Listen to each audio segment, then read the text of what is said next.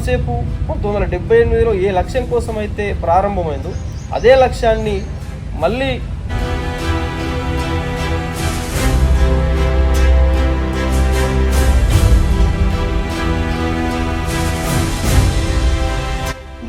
అంటే రాజ్యాంగబద్ధంగా ప్రజాస్వామిక వ్యవస్థలో ఎన్నుకోబడ్డటువంటి ప్రజాప్రతినిధులు ఉండగా ఈ బీడీసీ కమిటీ ఎందుకు ఏర్పడుతుంది అసలు, దేనికోసం? వాస్తవమే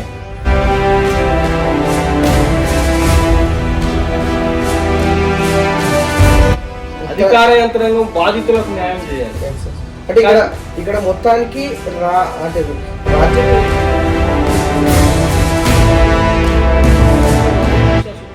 బ్రాహ్మణు అశ్వముఖమాసి బాహురాజన్య కృదాహ ఊరు తదేశ యద్వైష పద్మాగా పేరు.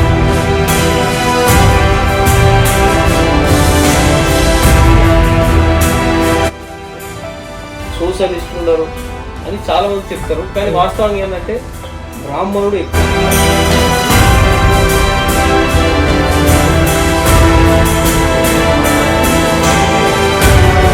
స్వతంత్ర పోరాటం ఇంకా మనకు స్వతంత్రం రాలే, మనం ఈ దేశంలో బానిసం, మనకు స్వతంత్రం రావాలంటే